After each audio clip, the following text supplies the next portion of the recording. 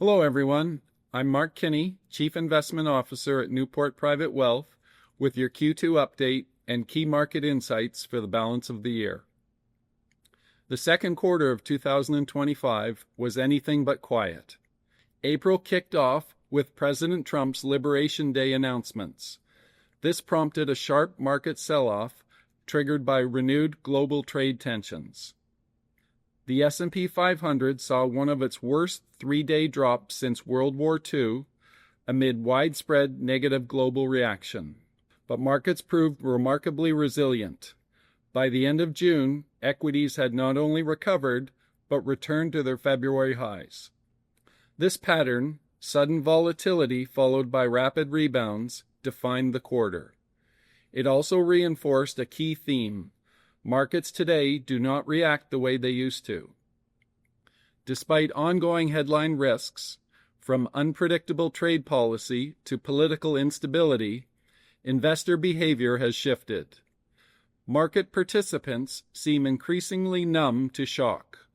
Leaders shrug, the world turns, and portfolio decisions require more rigor than ever. In response, our approach was measured and deliberate. We deployed $150 million in capital, up $80 million year over year, across both public and private markets. Roughly 60% of that capital went into private investments, with an emphasis on income-generating strategies. This included $75 million to private debt and $10 million to private mortgages. We have an extensive history with both asset classes and long-standing relationships with the managers. These allocations are designed to enhance portfolio stability while delivering consistent cash flows, a critical buffer in a world where volatility arrives unannounced. The other 40% went to public markets, where we use short-term dislocations as an opportunity to tactically rebalance. We made a strategic decision to increase core market exposure, moving from 10% to 20% in a balanced mandate.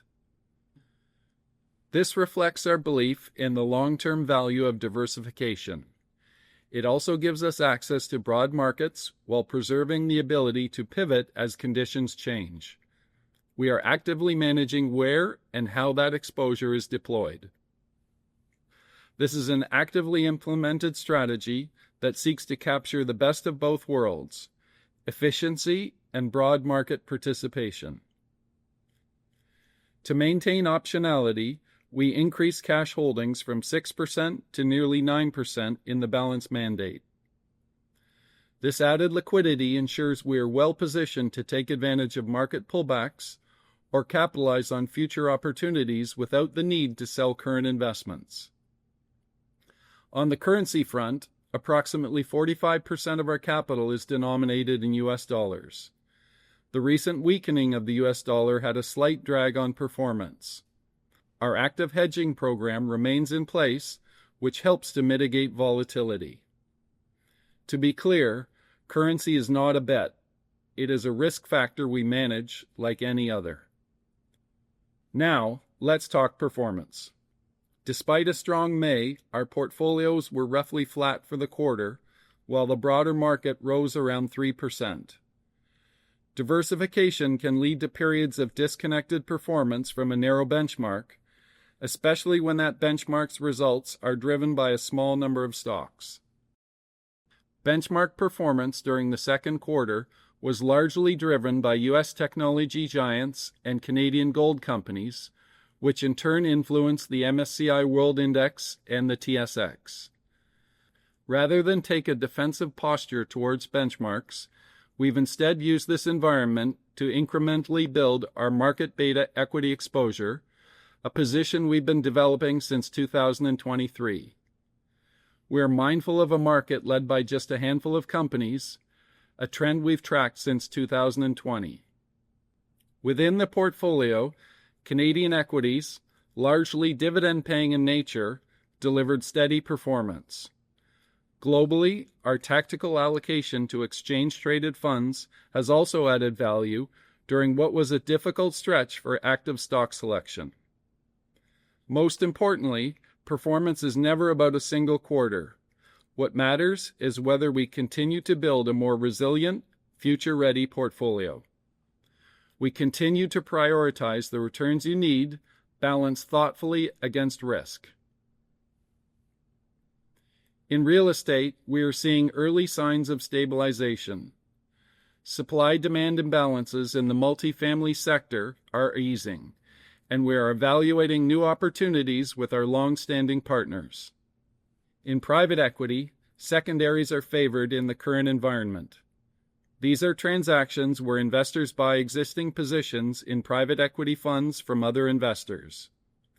We are also reviewing an allocation in the special opportunity space, which includes investments in unique or distressed situations that may offer attractive value. Looking ahead, we remain watchful. Trade uncertainty, U.S. debt dynamics, and geopolitical risk are far from over. We are closely monitoring second quarter earnings, including updates from companies like Boeing and Procter & Gamble. These insights inform both sector-level strategy and individual holdings. Internationally, European equities have shown strong recent performance, but structural concerns remain. U.S. technology companies continue to outspend their European peers in research and development by a wide margin. Emerging markets are also showing signs of renewed momentum. For the first time in over a decade, emerging markets have outperformed both the U.S. and world indices for 2 consecutive quarters. While corporate earnings are growing, valuations remain compressed, potentially setting the stage for a more sustained recovery if conditions hold. We are evaluating the impact of the new United States-European Union trade framework on energy markets and continuing to track early signs of tariff pass-through in consumer prices. Inflation remains a wild card.